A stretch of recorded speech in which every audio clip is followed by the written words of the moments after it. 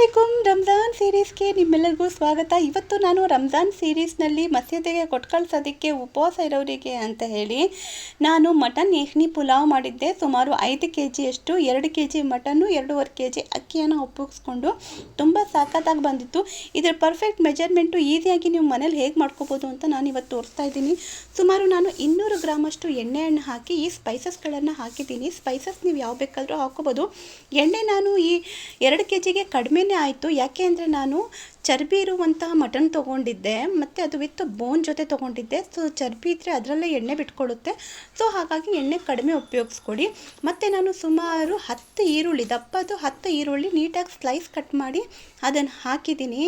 ಈರುಳ್ಳಿ ಮಾತ್ರ ಚೆನ್ನಾಗಿ ಫ್ರೈ ಆಗಬೇಕು, ಅದು ಗೋಲ್ಡನ್ ಕಲರಿಗೆ ಬರಬೇಕು, ಅಲ್ಲಿ ತನಕ ಫ್ರೈ ಆಗಬೇಕು. ನಾನು ಮಾಮೂಲಿ ಸ್ಟವ್ ಮೇಲೆ ಇಷ್ಟು ಅಡುಗೆ ಮಾಡ್ತಿದ್ದು ನನಗೆ ಸ್ವಲ್ಪ ಹೆವಿ ಅನ್ನಿಸ್ತು.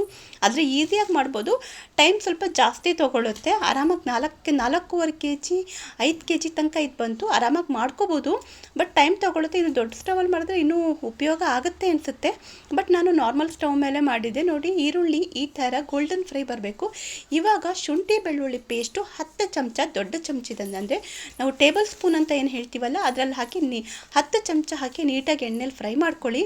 ಆಮೇಲೆ ಸುಮಾರು 8 ನಾನು ಟೊಮೊಟೊ ಹಣ್ಣನ್ನು ತೊಗೊಂಡಿದ್ದೆ. ಯಾವುದು ದೇಸಿ ಟೊಮೊಟೊ ತೊಗೊಂಡಿದ್ದೆ. ಇವಾಗ ರುಚಿಗೆ ತಕ್ಕಷ್ಟು ಉಪ್ಪನ್ನು ಹಾಕಿದ್ದೀನಿ. ಆಲ್ರೆಡಿ ನಾನು ಮಟನ್ ಬೇಯಿಸಿ ಇಟ್ಕೊಂಡಿದ್ದೀನಿ, ಅದರಲ್ಲಿ ಉಪ್ಪು ಹಾಕಿದ್ದೀನಿ. ಸೊ ಹಾಗಾಗಿ ಇದರಲ್ಲಿ 0.5% ಉಪ್ಪನ್ನು ಹಾಕಿ ಇದನ್ನೆಲ್ಲ ನೀಟಾಗಿ ಫ್ರೈ ಮಾಡಿಕೊಂಡು, ಈಗ ನೋಡ್ತಿರ್ಬೋದು ನಾನು ಮಟನ್ನು ಬೇಯಿಸಿ ಇಟ್ಕೊಂಡಿದ್ದೆ. ಅದ್ರ ಜೊತೆ ಯಖ್ನಿ ಅಂದ್ರೇ ಅಷ್ಟೇ, ಮಟನ್ ಏನು ಬೇಯಿಸಿರ್ತೀವಲ್ಲ ಆ ನೀರಿಗೆ ಯಖ್ನಿ ಅಂತಾರೆ.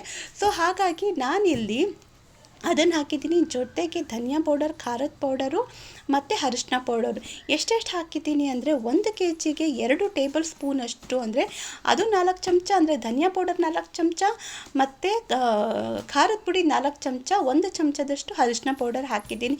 ನೀವು ಬೇಕು ಅಂದರೆ ಟೇಸ್ಟ್ ಮಾಡ್ಕೊಂಡು ನೋಡ್ಕೋಬೋದು, ಬಟ್ ನಾನು ಟೇಸ್ಟ್ ಮಾಡೋಂಗೆ ಇರಲಿಲ್ಲ. ಇವಾಗ ನಾನು ಕೊತ್ತಂಬರಿ ಸೊಪ್ಪು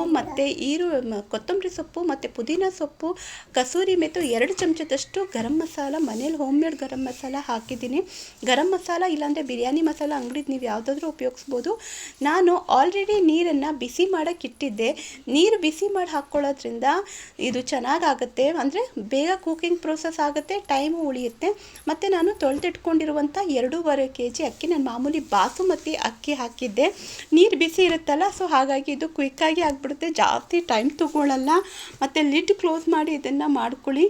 ಈ ಟೈಮಲ್ಲಿ ನೀವು ಉಪ್ಪು ಹುಳಿ ಖಾರ ನೀವು ಬೇಕಿದ್ರೆ ಹಾಕ್ಕೋಬೋದು ಟೇಸ್ಟ್ ಮಾಡಿಕೊಂಡು. ನೋಡಿ, ಲೋ ಫ್ಲೇಮಲ್ಲೇ ನೀಟಾಗಿ ಆಗ್ತಿರುತ್ತೆ, ಮಧ್ಯೆ ಕೈ ಆಡಿಸ್ತಾ ಇರಬೇಕಾಗತ್ತೆ, ತಳ ಹಿಡಿಯುತ್ತೆ ಅಂಥೇಳಿ. ಏನಿಲ್ಲ, ಅಕ್ಕಿ ಹಾಕಿದ್ಮೇಲಂತೂ ಬೇಗ ಕ್ವಿಕ್ಕಾಗಿ ಆಗ್ಬಿಡುತ್ತೆ. ಯಾಕೆಂದರೆ ನಾನು ಅಕ್ಕಿನ ಆಲ್ರೆಡಿ ಅರ್ಧ ಗಂಟೆ ಮುಂಚೆ ನೆನೆಸಿಟ್ಕೊಂಡಿದ್ದೆ. ಸೊ ಹಾಗಾಗಿ ಕುಕ್ಕಿಂಗು ಬೇಗ ಆಗುತ್ತೆ. ಮತ್ತು ಆಲ್ರೆಡಿ ನೀರನ್ನು ಅಕ್ಕಿ ಎಷ್ಟಿರುತ್ತೋ ಅದ್ರ ಡಬಲ್ ಅಷ್ಟು ನೀರು ಹಾಕಿದ್ದೆ. ಸೊ ಹಾಗಾಗಿ ಆಲ್ರೆಡಿ ಆಗಿಬಿಡುತ್ತೆ ಬೇಗ. ಈಗ ನೀವು ನೋಡ್ತಿರ್ಬೋದು, ನಾನು ಅದನ್ನು ಲಿಡ್ ಕ್ಲೋಸ್ ಮಾಡಿ ದಮ್ಮೆಲ್ಲ ಕೊಟ್ಟು ತೋರಿಸ್ತಾ ಇದ್ದೀನಿ. ಕ್ವಿಕ್ಕಾಗಿ ಉದ್ರಾಗಿ ಬಂದಿದೆ.